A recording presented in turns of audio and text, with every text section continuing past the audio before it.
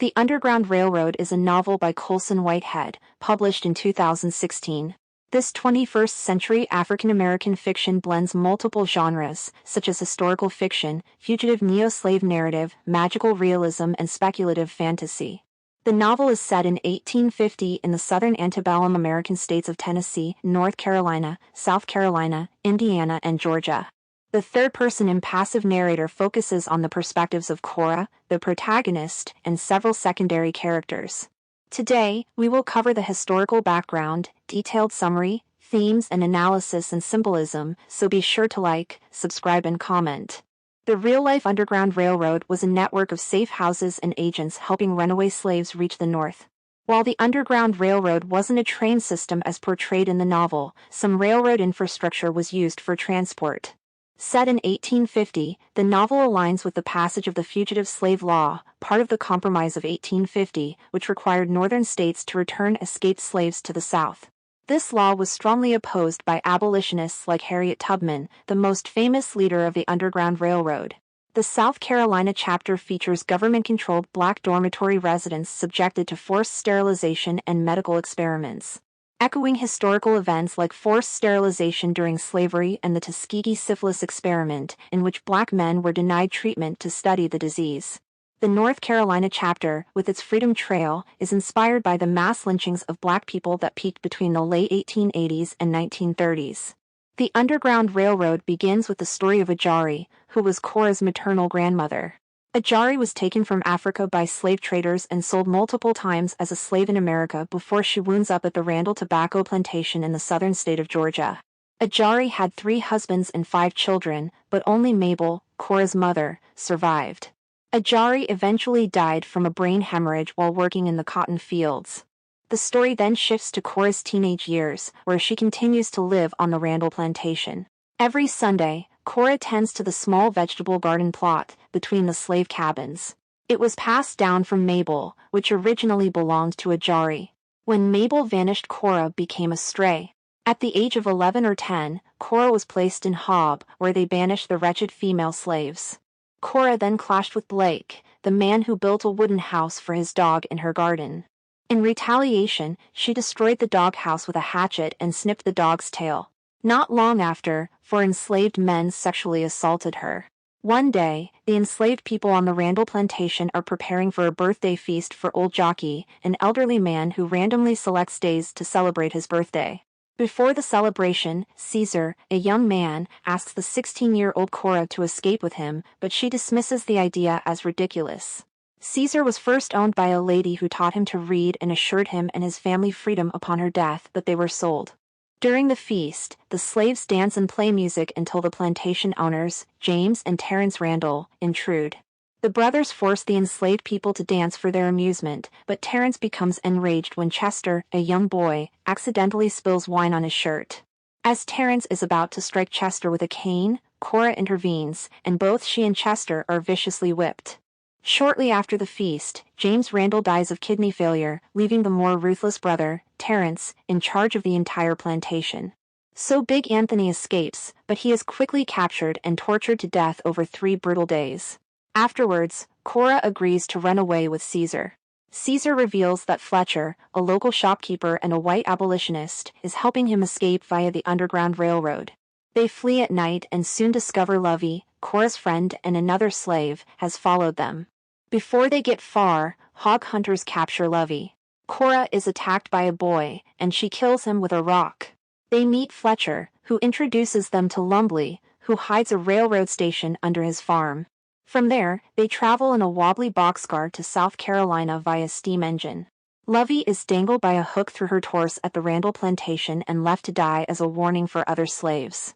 When Mabel disappeared, old Randall hired Ridgway, a slave catcher, to find her, but he failed. Arnold Ridgway, the son of a blacksmith who believed in a great spirit, began as a patroller threatening black people and later became a professional slave catcher. Haunted by his failure to capture Mabel, he vows to find Cora instead. In South Carolina, Mr. and Mrs. Anderson live with their 2 children and Bessie, a black nanny. Bessie Carpenter, however, is actually Cora, who, along with Caesar now Christian Markson, assumed new identities with the help of Sam, a white saloon owner and Underground Railroad agent. Cora lives in a dormitory supervised by white proctors, including Miss Lucy. Cora attends literacy classes with Miss Handler and undergoes medical checkups. Though a railroad train is coming soon, Cora and Caesar choose to remain in South Carolina. That night, Cora is haunted by the sight of a black woman running and screaming, "They're taking away my babies."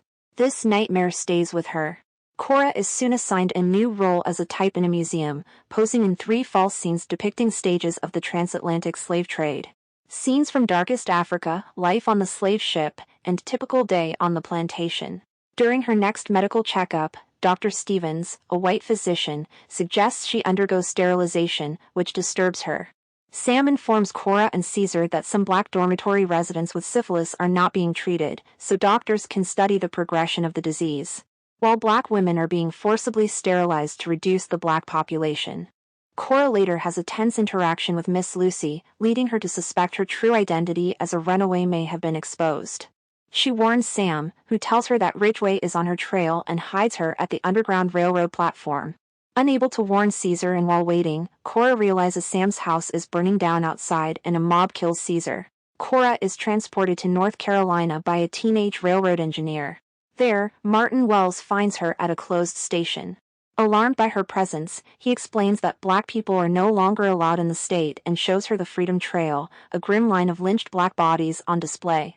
Martin and his wife, Ethel, hide Cora in their attic, but their Irish servant Fiona must not find out, as she could alert others and put them all in danger. From a crack in the attic, Cora watches the Friday Festival, where townspeople enjoy a minstrel show before lynching a black person in public. The attic is unbearably hot, causing Cora to pass out at times, and she is given minimal food and water. She eventually falls ill, and Ethel, previously cold toward her, begins to care for her. Ethel once wanted to be a missionary volunteer who saved the savages in Africa but became a schoolteacher. However, patrollers soon arrive and head straight to the attic. Among them is Ridgway, who grabs Cora and throws her down the stairs. As Ridgway takes Cora away, the townspeople kill Martin and Ethel. Cora travels through Tennessee with Ridgway, his partners Homer and Boseman, and another captured runaway, Jasper, who won't stop singing hymns. Homer, a 10-year-old black boy, is Ridgway's driver and bookkeeper, even voluntarily chaining himself to Ridgway's wagon at night, despite being free. Boseman, who has been with Ridgway for 3 years, wears a necklace of shriveled ears. Annoyed by Jasper's singing, Ridgway eventually shoots him. They pass through towns devastated by wildfires and yellow fever. One night, Ridgway gives Cora a new dress and takes her to dinner, where he tells her that Caesar was killed by a mob in South Carolina. After dinner, Boseman tries to assault Cora but is stopped by 3 free black men, Royal, Justin, and Red, who shoot Boseman and rescue her. Before escaping, Cora kicks Ridgway in the face 3 times. The story jumps forward to Cora living on Valentine Farm, a free black community in Indiana. She takes classes and shares a cabin with Sybil and her daughter Molly. The farm is run by John Valentine, a white passing free black man, and his wife, Gloria. The farm frequently hosts visitors like abolitionists, musicians, and poets. Royal, who is courting Cora, shows her an underground railroad station nearby. Cora spends much of her time in the farm's library. One day, John joins her there to talk about the farm's future, as the community is considering whether to move west or stay and expel the runaways living there. John shares with Cora his belief that black people have a duty to help one another. At a farm meeting about the community's future, Mingo, one of the oldest residents, argues for expelling runaways and criminals. Belief can only be achieved by supporting the best of the race. In contrast, Elijah Lander, a biracial abolitionist, defends the farm, calling it a delusion the residents must believe in. As Lander finishes, Ridgway and a gang of white men storm the gathering, shooting Lander and Royal while capturing others. Royal dies in Cora's arms, urging her to escape via the Underground Railroad. Ridgway captures Cora and forces her to lead him to the station. In the second-last chapter, we learn about Mabel's life. After being repeatedly raped by Moses, one of Randall's black overseers, and giving birth to Cora from a brief romance with a man named Grayson, Mabel escapes.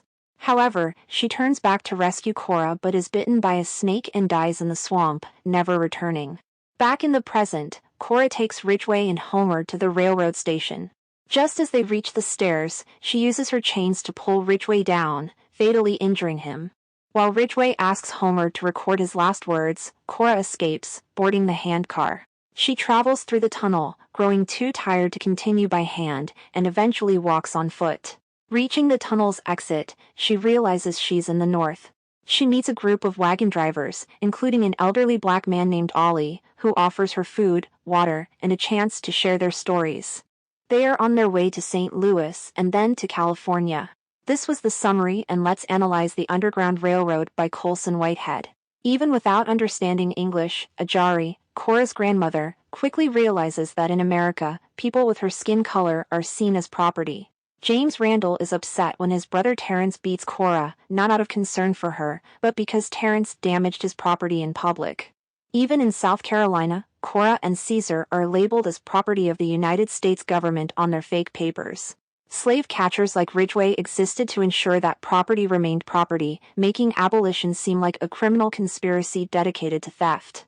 The Southern economy, driven by the cotton industry, thrived on slave labor, stolen bodies fueling a machine with breathing capital, profit made flesh.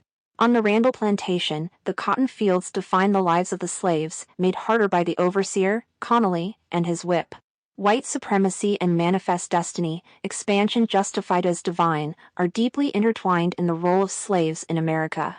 Ridgway explains to Cora that manifest destiny is about taking what's yours, whether from Native Americans or Africans.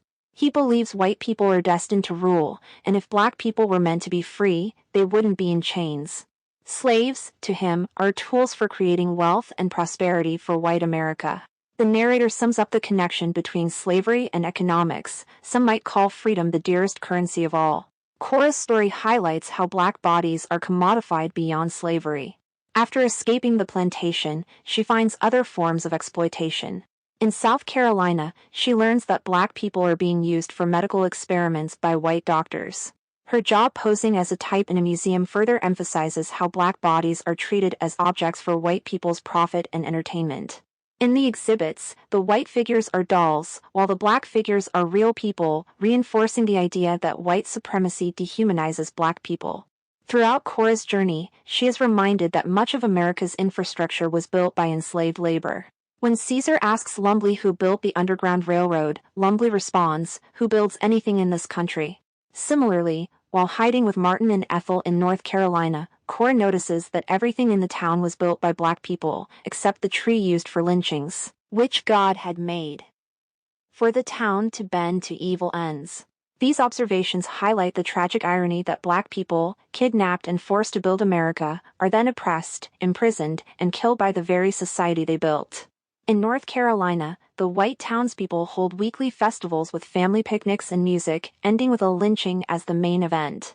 Their servant, Fiona, enjoys telling her employers they deserve their fate, knowing they will eventually hang on the Freedom Trail. Ridgway takes pleasure not only in physically harming Cora but also in emotionally tormenting her, saving the details of Caesar's brutal death to share over dinner. Even James, the more lenient Randall brother, orders the overseer, Connolly, to whip disobedient slaves. Ridgway has grown so indifferent to his slaves' suffering that he calls them it to strip them of humanity.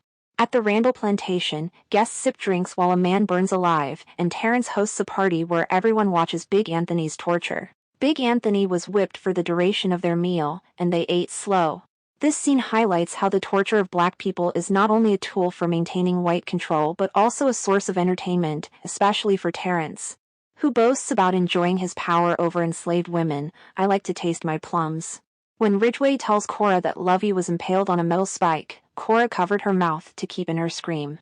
She failed, indicating how black people hide their emotions as a defense against the constant cruelty of whites. Earlier in the novel, Cora is beaten by 4 male slaves, and later, during her escape from Randall, she kills a 12-year-old white boy. Reflecting on the killing, Cora feels no guilt, as it was necessary for her survival. When given a chance to kill Ridgway, she merely kicks him 3 times and lets him live, a decision that haunts her when he returns to Valentine's farm. Let's look closely at the symbols of the Underground Railroad by Whitehead. The Underground Railroad symbolizes African American agency and self-determination. While white abolitionists assist them, as John Valentine says, white man ain't going to do it. We have to do it ourselves. Lumley urges Cora to look out of the train to see the face of the country, representing the effort African Americans have made to reclaim control over their lives.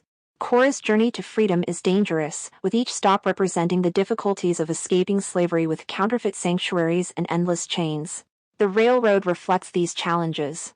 The Georgia station's barn, hung with iron shackles, symbolizes physical oppression, while the South Carolina station, with its modest setup of tables, chairs, and food baskets, aligns with the adjusted life of Black people there. The North Carolina station is an abandoned ruin, reflecting the fear and inactivity of its station agent, Martin. Tennessee's station stands out in contrast, just as the comfort of Valentine Farm surprises Cora. In Indiana, Royal shows Cora the tunnel that leads to freedom, a narrow, ghostly passage just big enough for a handcar. Throughout the novel, locomotive engineers remind Cora that the railroad was built by Black people, just like everything else in America. By escaping and pushing the handcar herself, Cora becomes part of the effort to carve out her own path to freedom. The small plot of land behind the cabin cleared and planted by Cora's grandmother, Ajari, represents her legacy. It is the closest thing Ajari had to pass on to her daughter, Mabel, and connects Cora to her family's history, serving as her family's plot. In this garden, the women find a small sense of independence, providing for themselves. For Cora, tending the garden on Sundays is her one moment of feeling free. The garden symbolizes independence and stability, and Cora even risks her life to reclaim it from Blake, seeing it as the most valuable land in all of Georgia. However, Cora eventually realizes the plot is an illusion, a false sense of ownership, likened to a slave reciting the Declaration of Independence. Joke. That convinced her she owns something. This shifts her understanding of her grandmother's legacy, revealing it as one of injustice and disenchantment. The garden also symbolizes the struggle for land. On the plantation, slaves fight over tiny parcels around their cabins, while across the nation, white men carve up territories, displacing Native Americans and exploiting African slaves for profit. This was for today. Don't forget to like, comment, and subscribe.